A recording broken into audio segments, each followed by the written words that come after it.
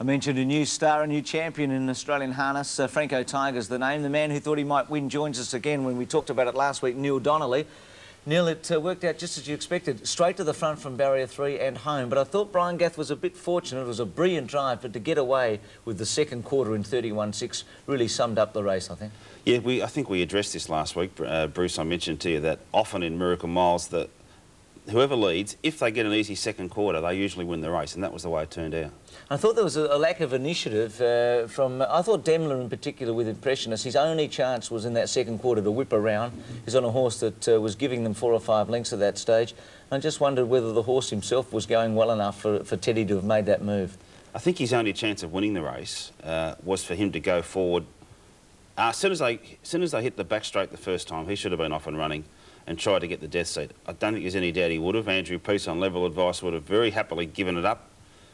He still wouldn't have won the race, I don't think, but he would have finished a lot closer. As it was, he was never really in the event, was he? We're about to show the race in full, but the incident on the first turn where there's a protest by the third horse, the driver of the third horse against the winner. Your feelings on it? Because we're about to have a look at that incident. I made the comment yesterday during Grandstand on 3UZ that it was the most frivolous protest I've seen in 17 or 18 years of covering harness racing. One bookmaker at Harold Park on Friday night bet 100 to 1 the protest being upheld. I think that says it all. Took the stewards 9 minutes to dismiss it. It was totally ridiculous. Yes, well, make your own mind up there. I agree with Neil. You have a look at this. Franco Tiger going across Jack Morris and see if you think there's any interference worthy of a protest. Here's the running of the Miracle Mile. Ready, there's the light. They're racing and Franco Tiger came out roaring. He goes straight to the front with Level Advice going with him on the outside. They clear the West Australian. Jack Morris followed by Christopher Vance. Second last Westburn Grant, and last of all is Impressionist. Going to the back and Franco Tiger's gone to the lead. He leads out by 1 to Level Advice and Jack Morris is on the leader's back. Christopher Vance finishes up with the 1-1, 2 to Westburn Grant and 2 away last is Impressionist.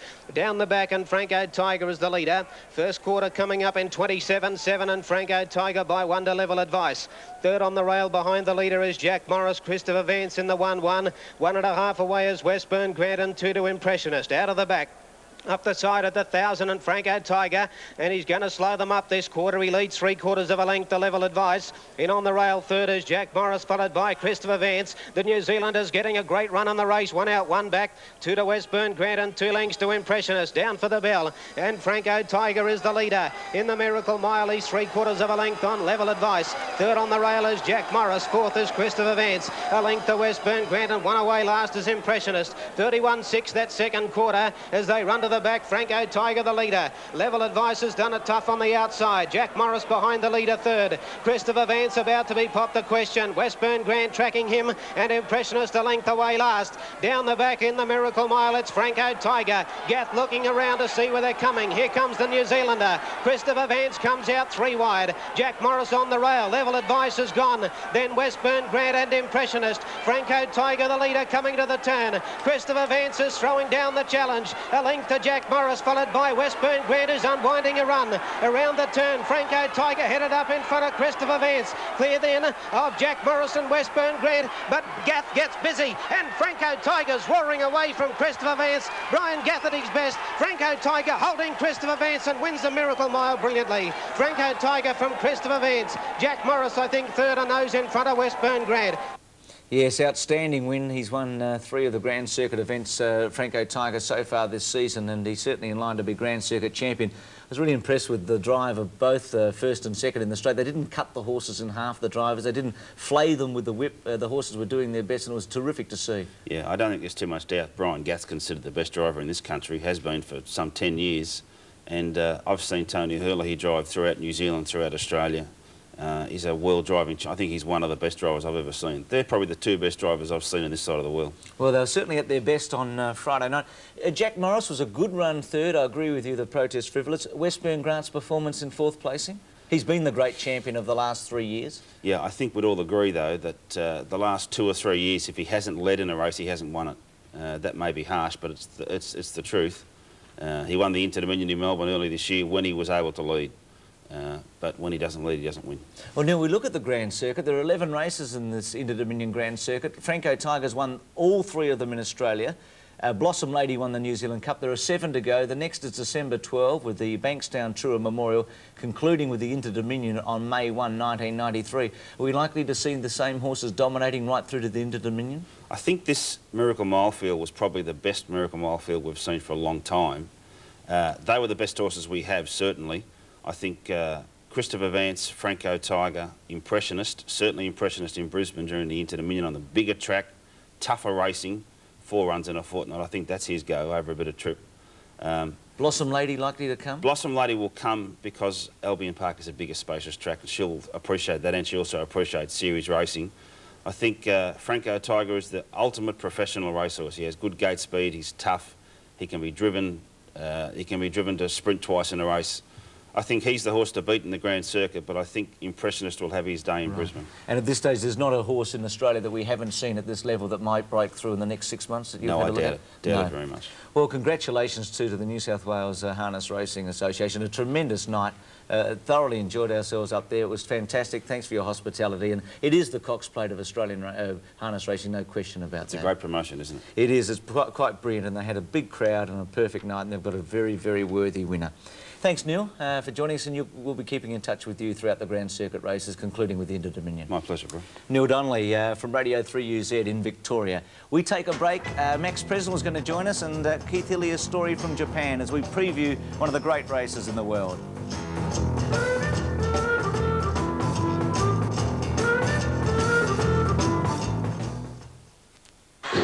For racing with the Japan Cup coming up later today. Keith Hillier's preview in just a moment, but let's join Max Presnell this morning. Welcome, Max. And in Australia, before we talk Japan, it was Perth yesterday with the 2 big races. Better Loosen Up going around in the Diabetes, and he won the Japan Cup on this very day just 2 years ago.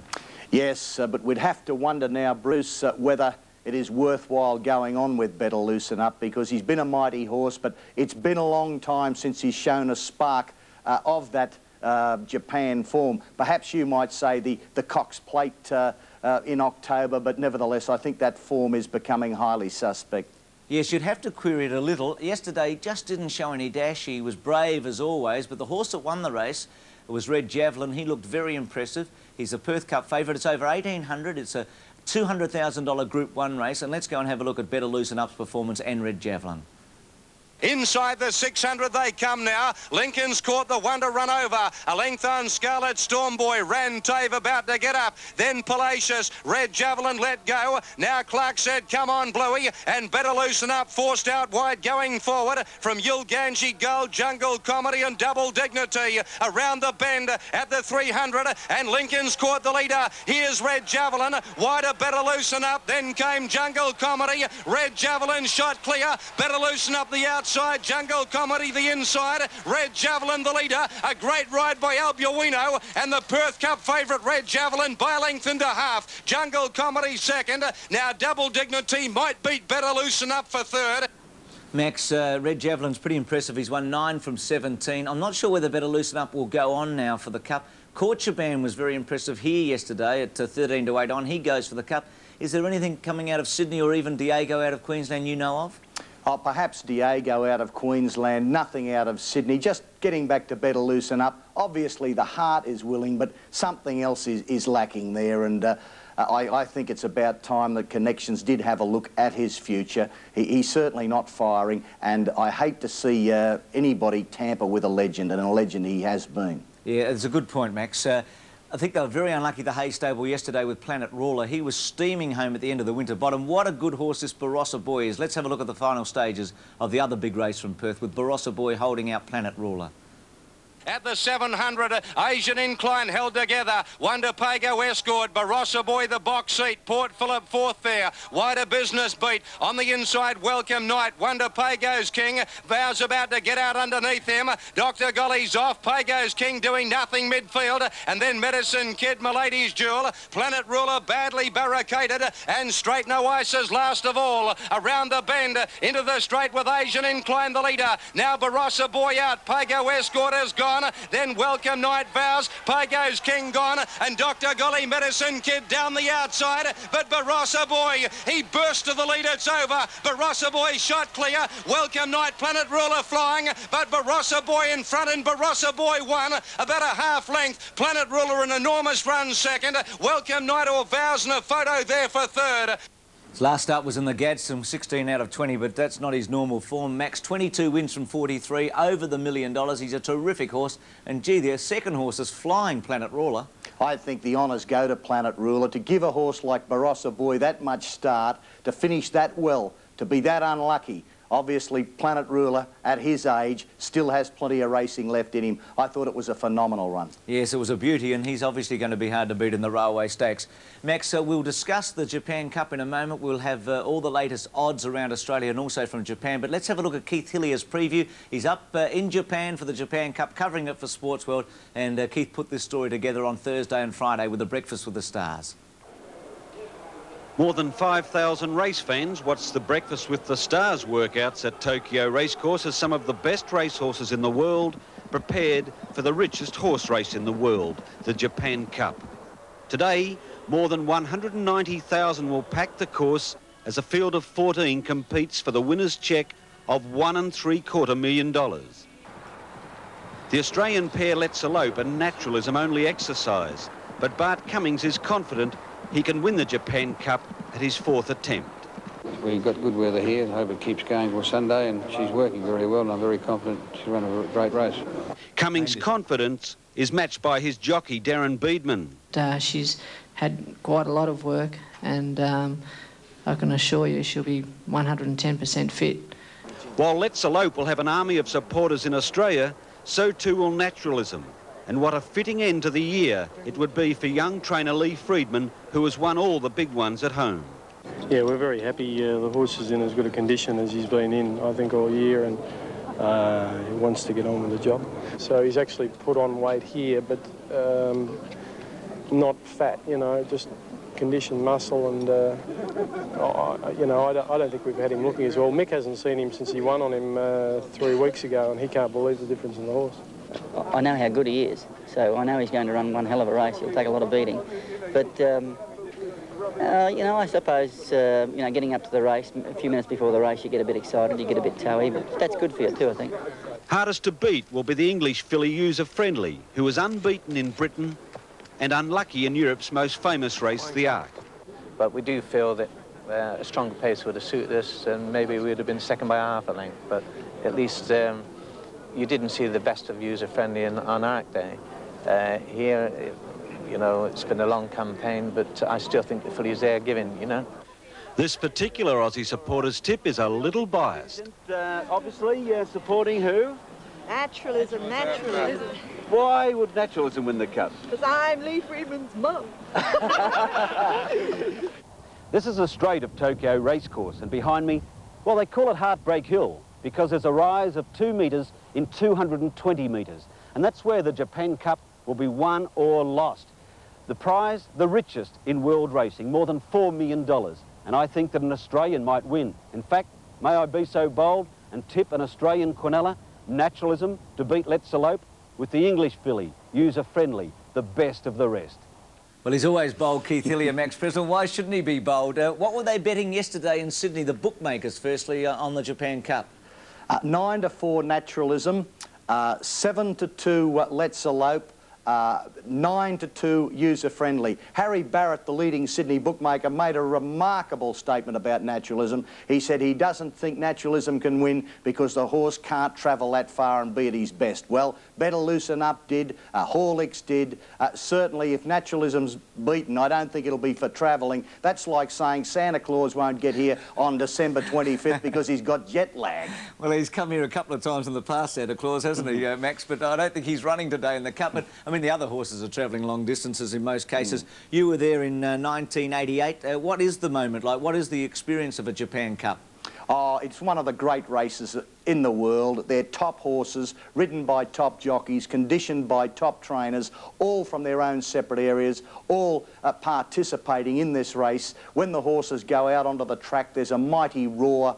I'm not going to say it's better than a grand final roar or the opening ball in a test, but it's something to remember. It's something that gets to you. As Mick Dittman said, he'll be toey, he'll have the adrenaline running, and with the assistance of naturalism, I agree with Keith Hillier. I think they're going to do Australia proud. Well, they're going to be very hard to beat. I spoke to Keith about 8 or 9 hours ago, late last night, Max, and he said there's an 80% chance of some rain today, but he expects the track still to be very, very fast, well, at least close to fast. It shouldn't upset Let's Elope.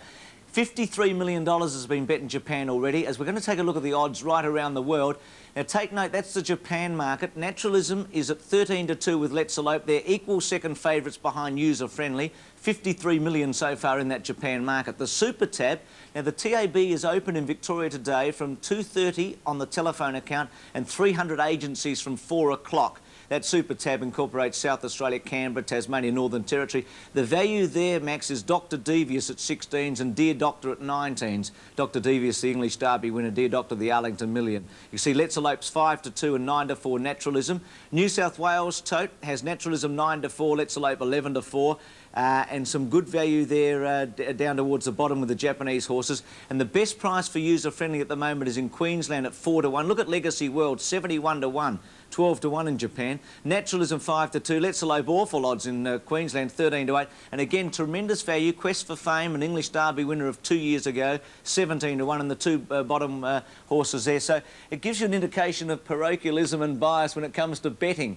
So if I had my money, you'd want to send it to Japan at the moment to back those two Australian horses. Oh, certainly, Bruce. But in Japan, they're more wary, they're more impressed by European form than Australian form. I think in recent years, well, I thought in recent years, we might have done something to dispel that, to change that. But obviously we haven't. Nevertheless, after today, I'm certain that we will. It's hard to imagine, isn't it, that the 3-year-old filly, a User Friendly's form is magnificent. I've followed her very closely this year, but a 3-year-old filly could beat Naturalism and Let's Elope at these weights. I know with the Northern Hemisphere that she is slightly older in our terms, but that's what brings me back to our two horses, because they've been set for the race and they're at their top. The key word, Bruce, set for the race. User Friendly's going into it at the end of a long, hard, torrid campaign. Now, as we know, Naturalism has had a perfect preparation for the race. His last start was a bottler. He's improved on that. He'll run out the journey. Everything's in his favour. We know he's acclimatised. Let's Elope is a great mare. I can't say that she's had the preparation of Naturalism. That's why I think he'll beat her. But our horses are there, have been set for the race, and any Australian horse or Australian or New Zealand horse that has been set for the race has given a hell of an account of themselves, and I'm sure these two will today. And I think our horses are slightly less precious sometimes than the British horses, and she just might not like the track rock hard, User Friendly. She's used to a bit of give. She is a wonderful filly. Good luck to her. But I'm going to disagree with you, Max and Keith. I think Let's Elope will win today. I think she's the best horse I've seen here for a long time, and I reckon Bart's got her at her top. We'll see who's right, hey, at about 5:30 today. Good on you, Max. For once, I don't mind if I'm wrong. Me either. I'd love Naturalism to win, or Let's Elope. Thanks, Max. Appreciate your time. Max Presnell and Keith Hillier there with the Japan Cup. A break, Jack Newton. I know Jack's pretty interested in the Japan Cup too, but he's coming up to talk about the Australian Open after this.